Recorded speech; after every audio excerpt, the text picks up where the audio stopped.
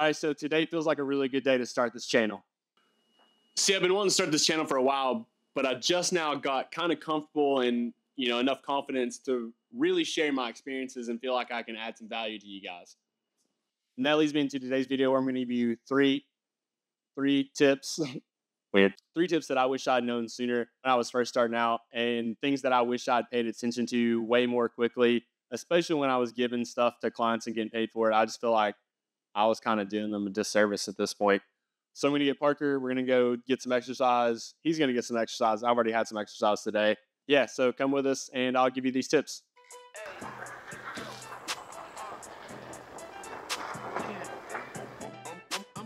Good boy. I'm trying to live it and start. Get anything that I want whenever I want. It's okay to be broke. It's not okay to be a bum. One thing that I've been dealing with is learning how to pivot during worst case scenarios with this kind of thing. And it actually kept me from making this video for about a week now. But I mean, just real time, broke my favorite tripod. Literally, it's nothing special. It's not even that expensive. It's just very collapsible and handy. But yeah, just big gorilla aped that leg right out of there. So, but we're still rolling with the vid. Learn to pivot, baby. Gotta move up. Up, I never up. front. I keep it 100. Do it for fun, man. I do it for fun. Tryna get some no bricks. So I'm getting some new footage for an upcoming video. And I know what you're thinking, consistency, right? That's new for you. And it is. So I figured this was the perfect opportunity for me to tell you about tip number 1, which is something that I hate to say you're gonna have to buy, but there's just no way around it.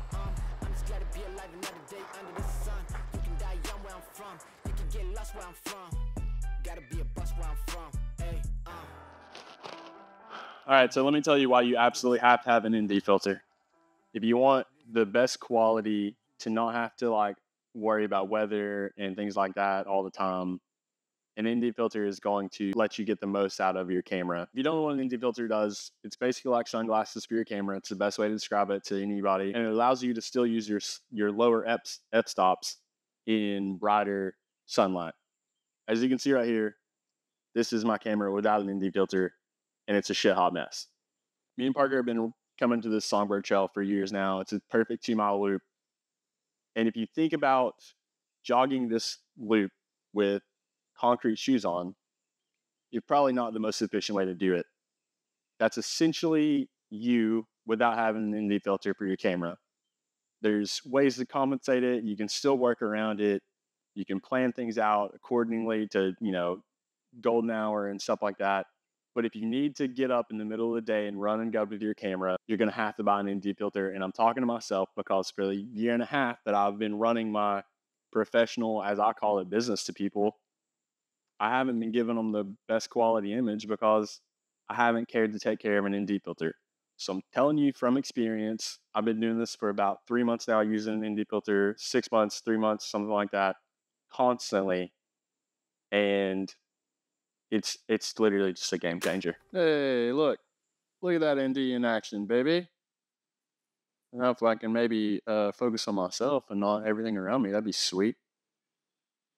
All right, me and Parker had to find some shade because you can probably tell by my face, it is very warm out here. We're gonna get some drone shots. Another thing about ND filters, and again, you're kind of gonna have to invest in it. It is what it is.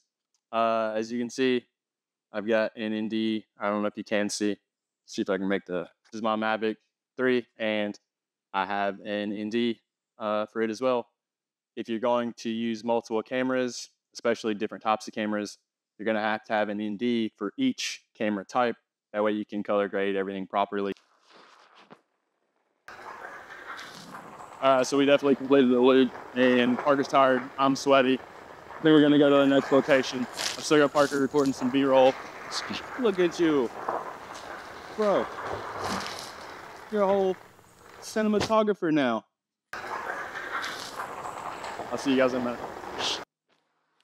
All right, what's up, guys? As you can see, we switched locations. It got so hot and sweaty out, and Parker had ran like a couple miles, so we decided to let it cool off outside. I actually kind of like the golden hour vibe of this place anyway. We're downtown at an abandoned gas station, and it would make the sickest music video location ever. But today I'm going to try to get my thumbnail out of the air, and I'm going to take some cool pictures of Parker, talking about the curves tool and how insanely important it is. And I just abandoned it completely for the first 2 years of my video career. So I'm gonna take some photos, and my other self is gonna explain to you why you need to use the curves tool. So I'm gonna show you exactly how I would color grade, and you can see obviously already what this stuff has been looking like. That is what I used to turn my videos in, and before I realized like how insanely important the curves tool was. And in my head, I don't really know what made me think this way, but why I never used the curves tool is like I was always using the sliders, exposure, white, black, shadows, highlights, all those.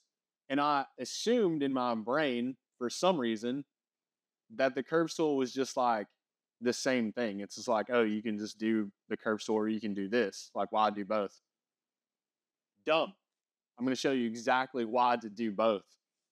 All right, so the easiest way for you guys to start making your sit right here. footage look instantly better is to at least give yourself a really nice S curve. Sit right there. And it just has to be 3 points. Doesn't have to be anything special. That smells so bad. But you can see the difference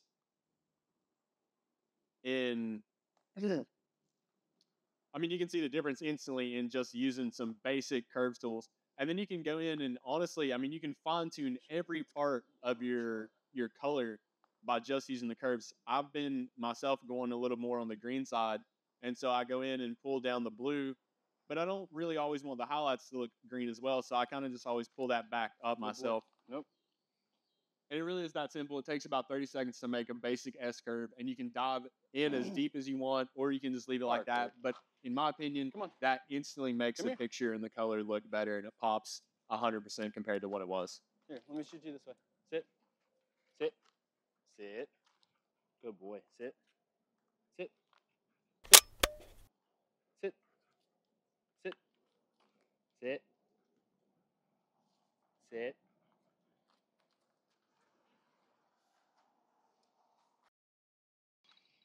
All right, I think the nerd should be done. I'll see you guys back at home. Yeah, that's enough of that. Let me give you guys the last tip. It's like a crazy security camera in mine. Okay, I'm gonna turn all these off. That way you guys can see what this looks like. Okay, so the last thing I want to talk to you guys about is lighting. And again, as much as I really hate to do this, it's something that you're probably going to have to invest in. You can see there are no lights on here right now, and I'm going to turn everything on so you can see exactly what it's going to look like.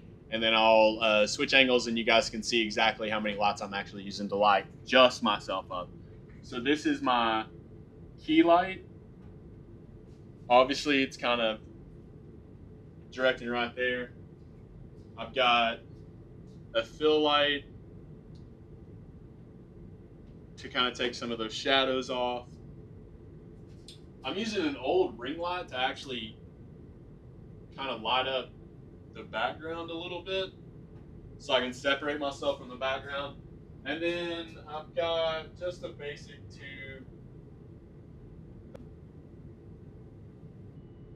And then I've got this tube just to break up, some different lighting and stuff like that, make it a little creative. And that is now exactly what I look like, and now I'm properly exposed. And this is something we can work with. So the reason you see me turn everything off and then kind of show you guys everything back on is you want to be able to control the lighting as much as you possibly can. Right now I'm in my office and I know kind of exactly how I want things lit. I do have a window that sometimes I would cover up. I've got just a piece of board to cover the window up when I'm trying to film and the sun is just blaring through this window right in my eyeballs. As much as I promise you guys, I know how much it is to struggle starting out and trying to get these things and stuff like that and wanting to do like cool bells and whistles.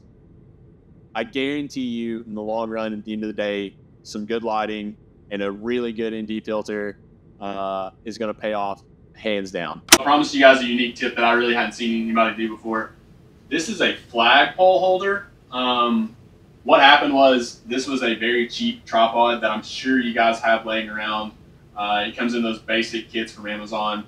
And I actually stepped on it and broke it or something, maybe one of the dogs broke it. I'm not really sure at this point. It's been a couple months. But I decided to keep it because I could attach a camera to it, and I was like, I can always maybe attach it to, using duct tape, whatever. But then, I don't know, I randomly thought about having a flagpole, and this works so well for what it is, and I've got it attached to the sliding door so I can actually move it back and forth. And then also, it's adjustable, so I can raise and lower it. And it works wonders. And it kind of has a, it's up off the ground, it's attached to the wall. I don't know if that's something you guys can find helpful. If it is, let me know in the comments. Send me a photo or something on Instagram of you using it and figuring out different ways. Or if you have a different idea on how to mount stuff like this, also drop that in the comments. I will see you guys next time. Testing out some new stuff for a different video, and one of those things we're testing out is Parker's new helmet cam Insta 360. He's not very excited about it, but he's very well taken care of and loved, and he's gonna be okay and make it through. And he's the only cameraman I can hire, so we're gonna see how that works out.